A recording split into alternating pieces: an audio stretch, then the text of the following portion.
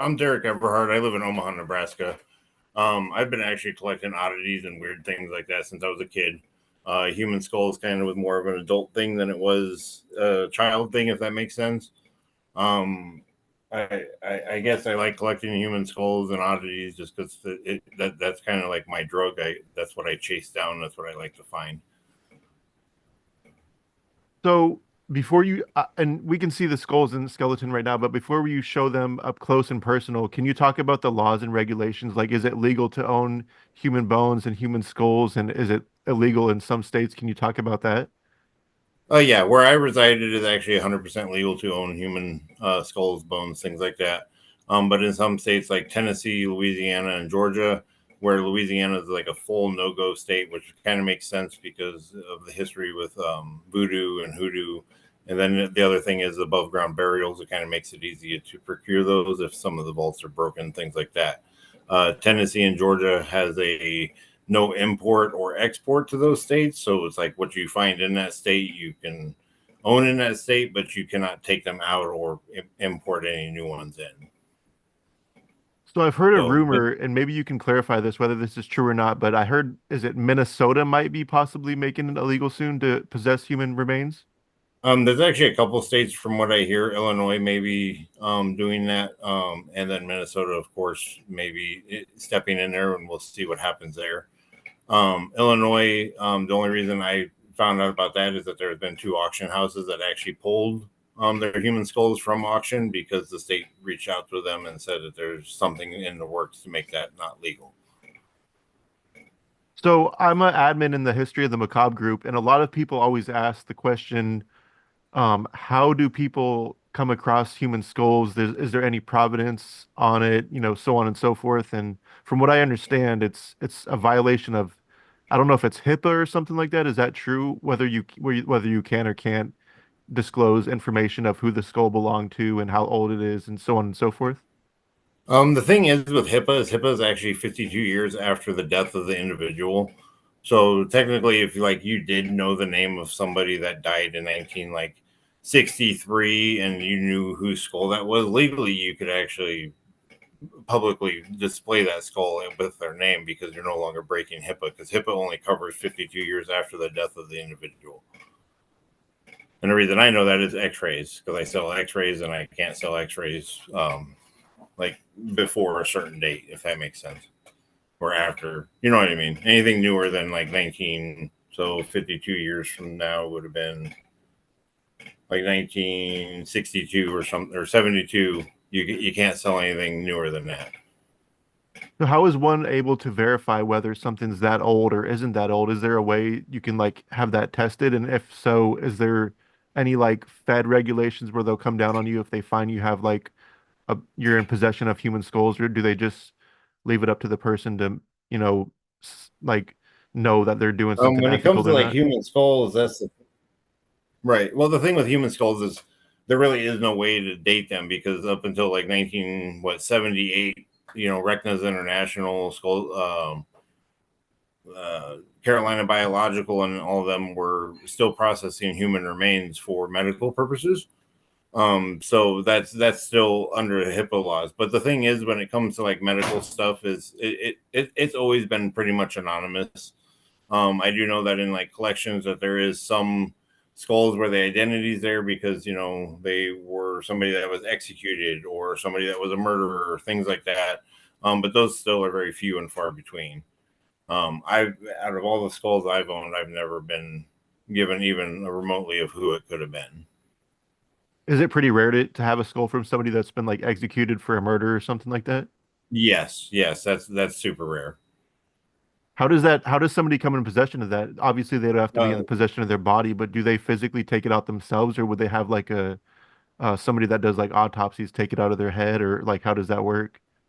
Sometimes that stuff. It seems like Texas was like been in the only skulls I've seen like where hangings or firing squad, and for some reason it seems like Texas would keep that in evidence, and then once the evidence would be either lost, stolen, because that does happen, or just sold to the public, which I don't really think that an execution would be.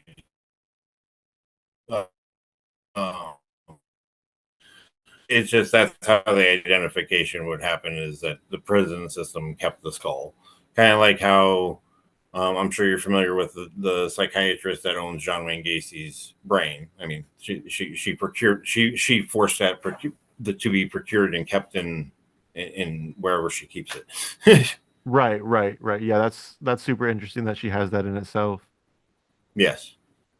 So So how does pricing work when it comes to human skeletons and human skulls? I know that like there's a difference between like if there's a full set of mandible slash teeth, or if there's teeth missing, or if they're chipped, or there's like chips on the skull, or if it's colored, non-colored, bleached, non-bleached. Like, can you talk about that? yeah, when it comes to like the pricing range, honestly, that's what's kind of crazy about being in the human remains market, is that there's actually like somewhat of a baseline of what things cost at the time. And during like the pandemic, that was controlled by bigger dealers, so to speak. You know what I'm saying?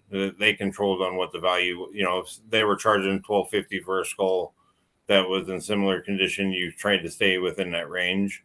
But like right now, the market's kind of gone down a lot. And I'm sure you've seen that in the group, is because people need money right now.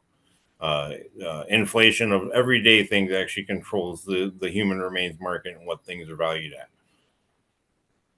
So, and that's just my take on it, is that's what's kind of controls it. Because if you got somebody that bought a skull for 900 last year, but this year they're in trouble, they're selling it for 650, and then everybody else starts selling theirs for 650.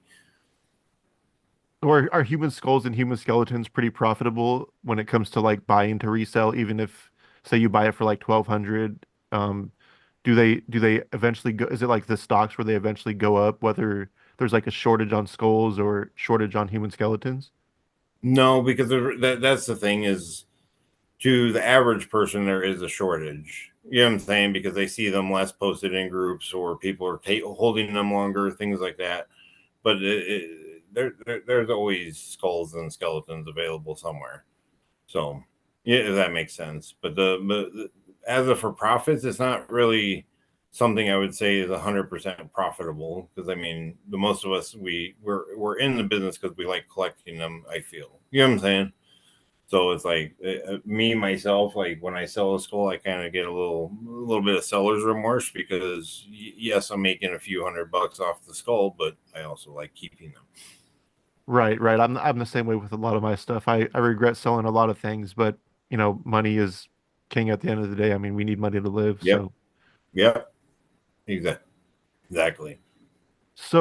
I see you have a couple skulls behind you, and I think that's a skull cap to the right of you, and there's a skeleton there as well. Can you, if you're able to handle them, are you able to bring them up close Yeah. and show them like the details and everything? Yep. 1 second. Let me get this out of here so I can see my paint. I will show a couple things. Um, like me, I really like collecting um, historical skeletons, things like that. So this is a human skull cap, but it is actually engraved and embedded with what they consider precious metals. This is actually an original Tibetan Kapala ritual bowl, Oh wow. and you can actually see where like it was used for years. This isn't one of those tourist trade ones. I will warn that it does have a swastika, but that's pre Hitler by far. So things like that, which I hope that's okay to talk about. Oh yeah, yeah, totally, totally. Okay. But yeah, that's a Tibetan Kapala, so that's a skull cap that was used for ritual. And if correct me if I'm wrong, but those are like trophies from people that kill people like in Africa and different tribes and stuff like that, right? No, the Kapalas are actually Tibetan. They were actually from monks that were part of sky burials, and they Oh, would go okay. back out and collect the bones and things like that. They would make kanglings, they would make Kapalas, they would make full adorned Kapalas. I can't really grab the full adorned Kapala because they are kind of fragile. But here I can grab this real quick. What are the things called where they I know that they're not shrunken heads, but they're different types of skulls. They're really like fragile. They kill them for like trophies, like head trophies. There's Dayak skulls, which I don't have any of those currently. I'm actually picking up a few of them in a few weeks. And those will be on display in my shop and museum kind of thing. But like this here is a Tibetan Daru. This is actually made out of two human skull caps, and it's actually a drum. Hmm. Oh, that's awesome. So this is from Tibet too. So this would have been made from two monks in a sky burial. Oh, wow, that's crazy. Um, So is that a common practice among monks like today? not it's still done, but more ritual than tourist trade because I haven't really seen too many modern pieces made when it comes to human skulls. But like it seemed to die out in the 70s. Oh, okay. Huh, that's interesting. Those were actually they were more of a tourist trade kind of thing. But then it's like I have a human skull like this that has trepanation, things like that. So what's the hole in the So skull? Is that was that like a gunshot or just like some type of no, this bone? is trepanation. So this is actually a surgical thing, and I'm probably saying it wrong. I've learned a lot what I have from reading. But like this is a surgical procedure to expose the brain. Oh, okay, okay. Do you know if the Yep. And person died from that unfortunately, procedure or did they live with the yeah, hole in most there? likely they did because there's no healing in the bone. Um, yeah. So to me, it's an amazing piece. Wow, that's crazy. Yeah, that's awesome.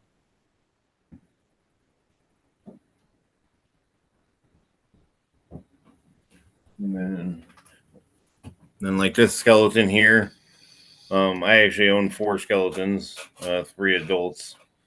But this skeleton here is actually a skeleton of an 8-year-old. This is a Reckness International skeleton. This one came from a museum in Asheville, North Carolina, that went out of business in 2012 called Health Adventures. So Hmm. that's another way that you end up with getting stuff like this in private collections or in museums, things like that. Is just other museums go out of business. So is it rare to get a full skeleton, whether it's articulated or not? Because I see a lot of people that post like partial skeletons and like like bones and ribs and stuff in groups. Like, is it hard to find one that's fully intact with the mandible and skull and everything intact? Yes, those are the more challenging to find. Skulls are kind of like to someone like me that collects them, they're kind of a dime a dozen. Skeletons are the rarer ones. But like last weekend, Potter and Potter auctioned off 4 human skeletons that were complete. So I mean, it is achievable. And I take it you have to actually like physically go get it. They can't like ship it. I'm sure it'd probably what bust into a million pieces if it was shipped. No, I've had full skeletons shipped to me. What's the process So of packing it? usually, believe it or not, the UPS store is actually the best at packing human skeletons. Oh, Because wow, that's crazy. I'm sure that they get yeah, kind of because freaked honestly, out. the best pack because I've had 2 skeletons shipped to me. One was from Minnesota, and that one was shipped by them, and it was still done well, but it wasn't as well as when I got the one from UPS store. Oh, wow, that's crazy. So, but then the other skeletons that I've picked those up in person, so because I prefer to do that. Right, right. Yeah, that makes sense. So on the low end, like on a good day, what does a skeleton sell for like on a low price? And then what's more of like a high price skeleton? Like for people like me that don't really have like a huge following, my skeletons range around 3,600 to 4,000. Where like someone like Skulls Unlimited, they can pull $7,000 out of a skeleton. But like last weekend, the 4 that went for auction, they all brought less than 2,200. Is that just supply and demand and not many people bidding, or is it like is it Yeah, just not worth it's as just much?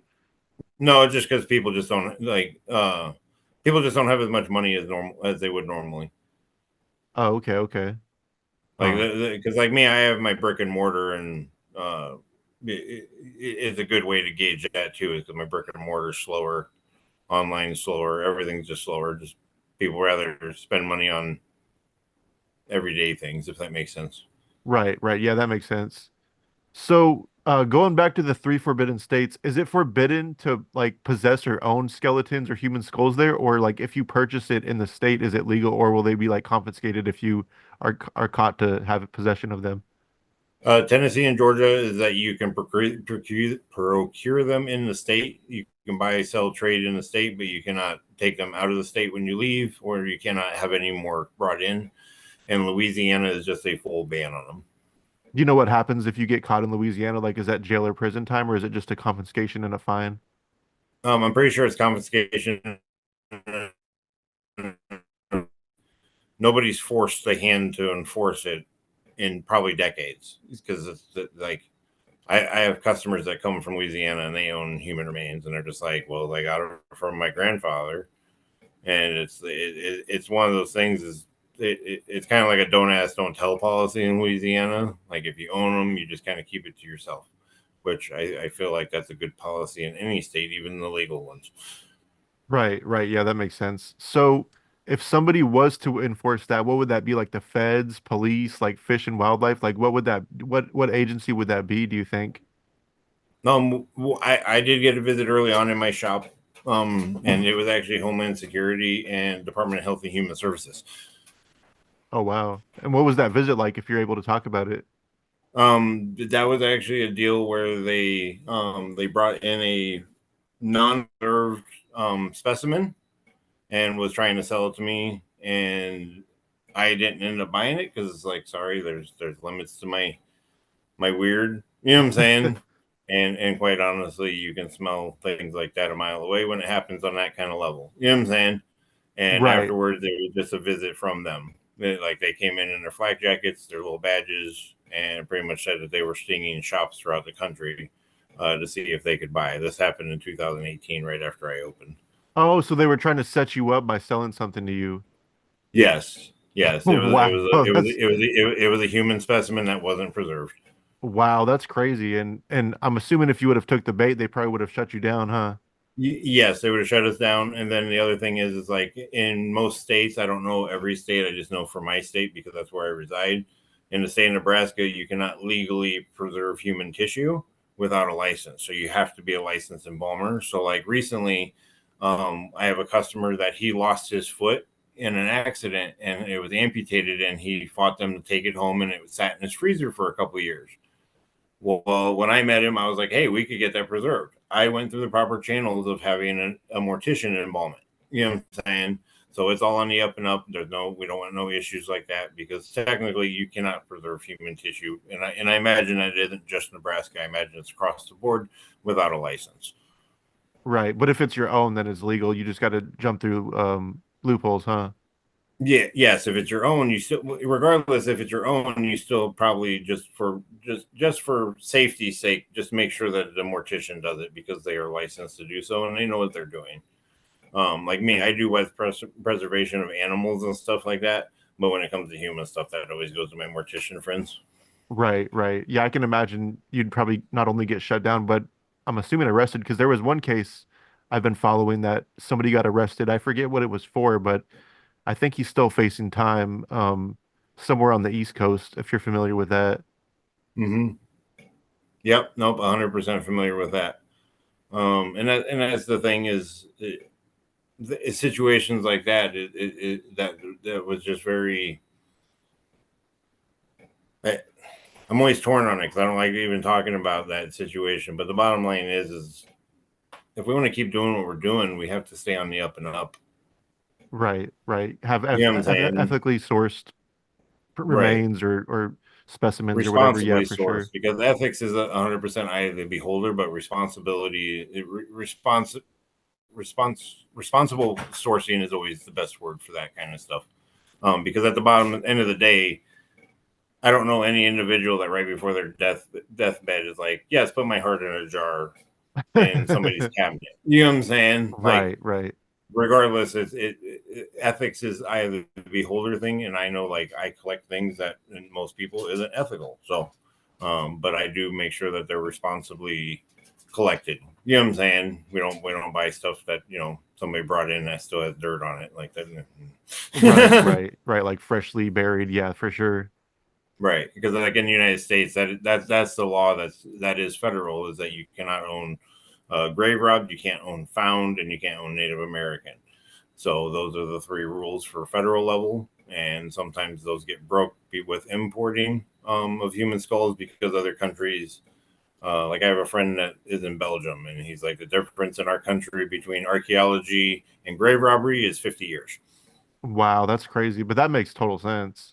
Yeah, because overseas they just rent you your space. Like it's not yours forever. Like here in the United States, you give them 5 grand, is yours. Um, but like my grandpa used to say, don't try to grow tomatoes there because they won't let you. Right, right. I hear Nepal is a bad place for not only scammers of human remains, but unethically sourced skulls and skeletons and stuff like that. Yes, because because the sky burials still happen there heavily, so like they just take them out to the forest and let the vultures have them, and Oh then people wow. come back and they just collect stuff like that. It's kind of like the the shrunken head trade. We won't cover too much on that, but after 1910, between 1910 and like 1960, most of the people that had their shrunken heads shrunk, they were murdered, not for ritual. Right, right, for profit too at that. Right.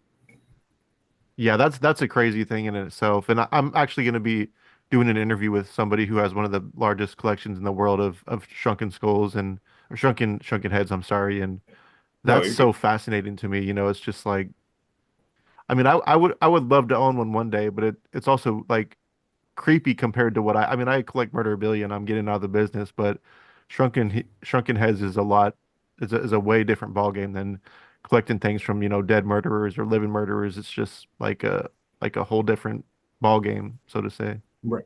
Right. And me, I have one shrunken head, and that's probably like in my top three of my favorite things in my collection because I never thought I was going to be able to obtain one. And those can go for like tens of thousands of dollars, right? Yes, and I was very fortunate to get mine for a fraction of that because there was a local author about 50 miles away from here. He passed away, and it just happened that one of my customers was at lunch at the same time as his daughter, and she was like, "Where the hell do I get rid of a shrunken head?" And she put us into contact with each other, and sure as hell, it's a real shrunken head. Wow, that's amazing. Yeah, I know that there's a lot of like gaffs and there was like sideshow pieces from back in the day that people have. And I Mm-hmm. mean, is it easy to spot a difference between a gaff, like a reproduction, and like a real one? Yes, it's always going to be the nostrils and the ears. Like you can't really like there's not really anyone out there that can fake those. Hmm, that's interesting. I would love to Yeah, see one day, like in person, and hold one if you're able to hold it without damaging I don't know if it's the tissue or the hair or whatever. It seems really yeah. interesting to me. Like mine's actually in double glass, just so nobody makes sure it makes sure nobody ever touches it. Right, right. So you mentioned that you have a shop and museum. Are they one and the same, or do you have like a shop and then like a section where people can pay to get into your museum? No, they're one and the same. That thing. But I feel like that would turn people off. I really like sharing everything with everybody. That's willing to come in and hear me talk about it for hours. Right, right. Yeah, I can only imagine. What's your shop's name? Voodoo's Odd Shop. Voodoo's Odd Shop. Okay, and that's you said that's in Yep. Omaha, Nebraska? Yep. Omaha, Nebraska. Hmm, that's Not awesome. far from our zoo if anyone ever comes to our zoo. Oh, that's cool. That's cool. Do you get a lot of foot traffic during the week? Yes. Yes. We stay fairly busy. That's awesome. That's cool. I'm sure you get a lot of interesting people that come in. A lot of people usually think it's like weirdos that live in their mom's basements or are like low-key serial killers, but I've met a lot of people, a lot of professionals and like psychiatrists and doctors and all that collect this kind of stuff and are interested in this kind of stuff, which makes sense because it's human anatomy at the end of the day. Right. Exactly. And I get and I still have like you said professionals that come in. Like I have a judge that's bought a couple of human skulls from me. A police officer has bought a hand from me because he just thought it was funny. Things like that. So it's like they like again, as long as we're respectful and not like blatantly breaking laws and rules and ethics things with people or responsibility things with people. Because at the end of the day, like when it comes to like modern pieces of wet specimens or skulls and things like that, we still have to consider that the living cares. Like they have like they have a sibling or a daughter or a mother that cares what happens to their loved ones remains. You know what I'm saying? Right, right. Yeah. I mean, yeah, I'm hoping that people aren't doing what Ed Gein was doing, like eating them, using like cereal bowls or making Right. lampshades out of them and stuff like that, which I know that's beyond illegal, and I'm sure that's heavy fines and imprisonment and more than that. See, and that's what's crazy though is that like desecration laws are almost going by the wayside because the Supreme Court did deem that human body, why are only being charged with stolen property charges, things like that. So it's just a weird dynamic. It's not something I ever thought I would have to consider.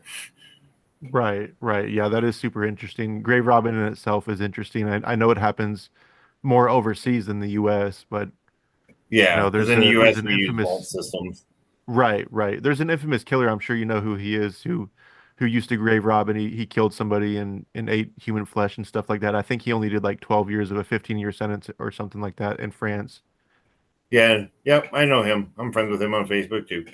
Yeah, super interesting dude. We did an interview with him not that long ago, and my favorite question was, "Did you get sick when you consumed human blood?" And he's like, "Eventually, I started throwing up." And I'm like, "Well, I guess that makes a lot of sense." Yeah, well, because evolutionary wise, we have evolved to develop kuru if we consume human flesh, blood, or any primate for that matter. Like even if we were to eat chimpanzee, we can still end up with kuru in our brains. Huh, that's Um, crazy. which which is like me for me because I collect murderabilia too. You know that I've gotten things from you in the past, and it's like people are like Dahmer became more unhinged as he went on, and it's like he probably had kuru and they never checked him for it.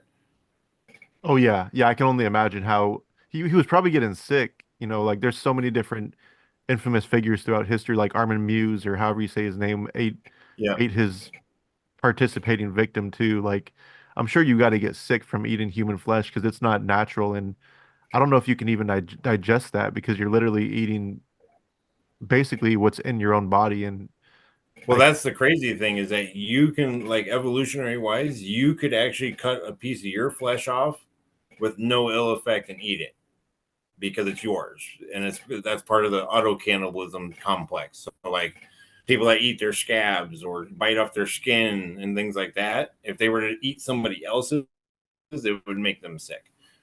But because it's yours, it doesn't make you sick. It's yeah, kind of that's weird super how all that interesting. works. Yeah, that's crazy. So, yeah. Um, so to round us out, is there anything you want to talk about or anything you have going on that you want to plug? No, not really. Just that if you're okay with plugging, I run the Omaha Oddities and Art Expo here in town. Oh, okay. And that's September 28th and coming up, so that's always like a lot of fun. And I mean, I'll always plug my shop. So if you're ever in Omaha, Nebraska, check out Voodoo's Odd Shop. We are definitely the weirdest place in the area. And do you sell things online like Instagram, a website, or anything like that? We're actually going to be starting up a website because I've acquired I have a website, but I just use it as kind of like an information board. But I'll be posting things as soon as Saturday for sale. Because I've just acquired so much, it's just time to start. Yeah, I have a Right, right. lot. I get that. I get it. I have so much stuff. I have almost 15 years worth of stuff, and I got rid of my website this year because it wasn't really doing many sales, but I'm getting more sales now than I was in the past 12 years because I'm getting rid of everything. So I'm like, damn, I should have kept it, but oh well. Yeah, no, it happens. It happens. We all make decisions and not regret them, but feeling different about them. Right, right. Yeah, most definitely. Well, I want to thank you for your time today, and this is super interesting, and I'm sure people will find this very interesting and educational too. I've always wondered the laws on the human skulls and human remains, and I think you did a Yep. good job of explaining all of that. Yeah, I appreciate it, and hopefully people like it too, and hopefully I didn't misspeak too much. Oh no, not at all, not at all. So thank you again for your time.